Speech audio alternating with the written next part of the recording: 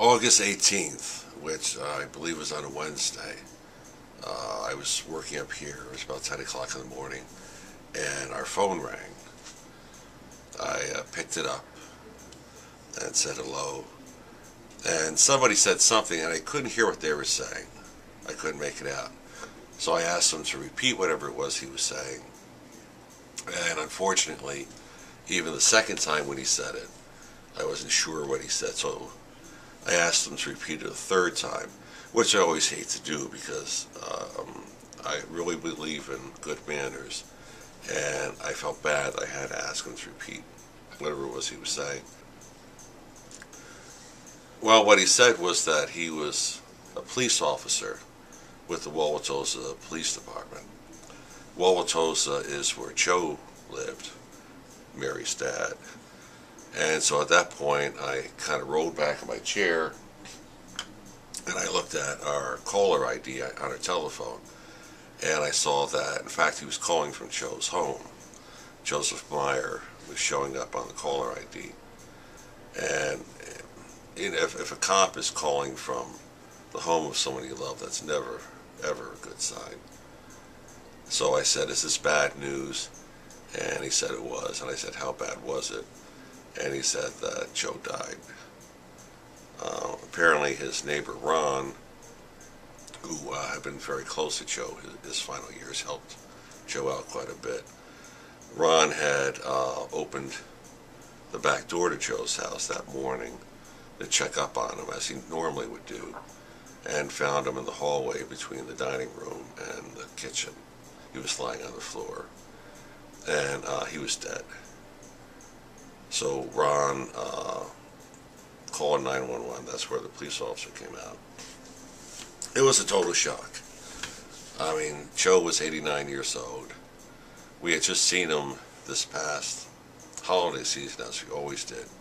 We just spoke to him on the phone the Saturday before his death, and he sounded very happy. Didn't sound at all like he was someone who's going to die in a few days. And in fact, we got an email from him, a very happy email, a day or so before his death.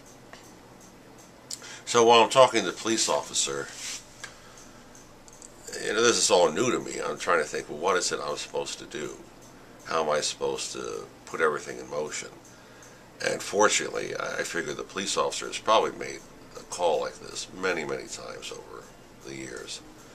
So I asked him, what's the next step? I mean, what happens with the body? And he said, well, you have to contact the funeral home or some funeral home to arrange to have the body taken there. Joe, whenever he would come down here, quite a few times, he gave us a typewritten sheet of paper with all his account information on it, contacts, including a funeral home contact, and the contact of the attorney who drew up his will. So I said to the officer, well, let me look up that piece of paper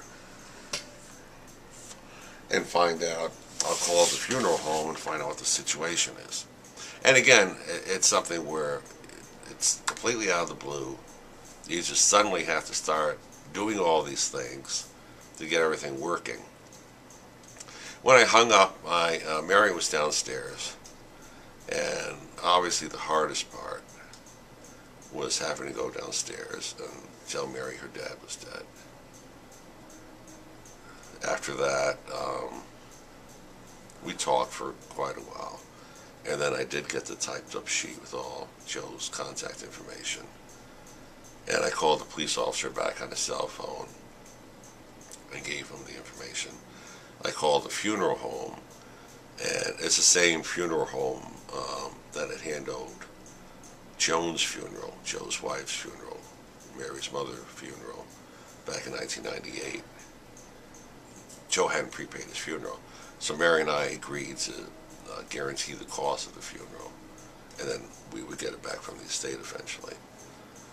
Then I called his attorney, who had drawn up the will, to have him retrieve the will and any file on Joe from archives, and we set up an appointment, the attorney and I, to talk later on that afternoon, just to get the ball rolling on the estate.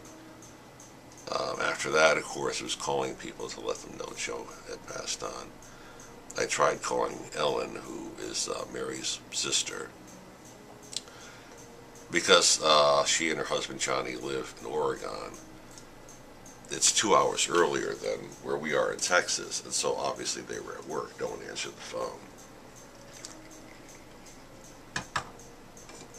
So after that, I called Joe's sister Carolyn in Washington State. I managed to get a hold of her and just very quickly told her that I have very, very sad news about Joe, and then said he passed away this morning. And we spoke briefly because I knew she probably wanted to get off the phone, and that was that. So anyway, finally, later that evening, we did get a hold of Mary's sister, and we told her the news. And by that time, I had spoken to the attorney, and so everything was pretty much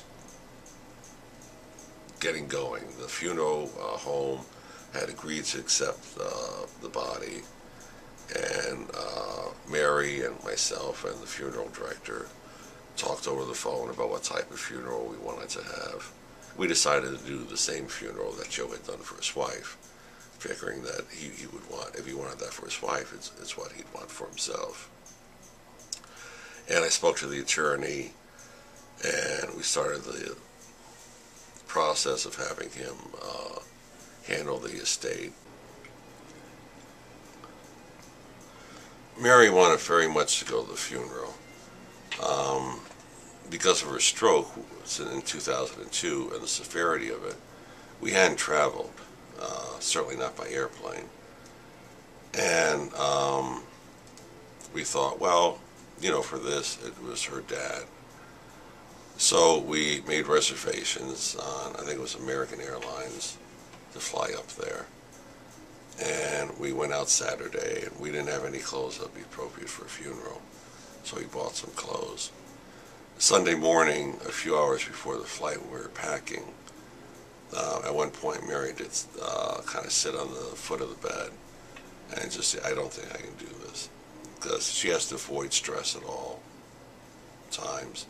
And it just was too stressful. It would have been even more stressful, the flying and everything else. So we canceled the air flight and did not attend the funeral. It's very hard knowing that Joe is dead. Mary and I were extremely close to him. He would visit us every year for about 2 weeks. We talk on the phone every other Saturday. And in the interim between those Saturdays, we'd email back and forth constantly. So it is very hard knowing that he is dead. And it's a situation like when anyone dies, where you keep forgetting that they're dead, and you keep thinking, oh, well, he comes down this time, we're going to do this, we're going to do that, or whatever. But we can't anymore. But anyway, he was a great guy. We loved him very much, and we sure do miss him. This is the Lately for October 1st, 2010.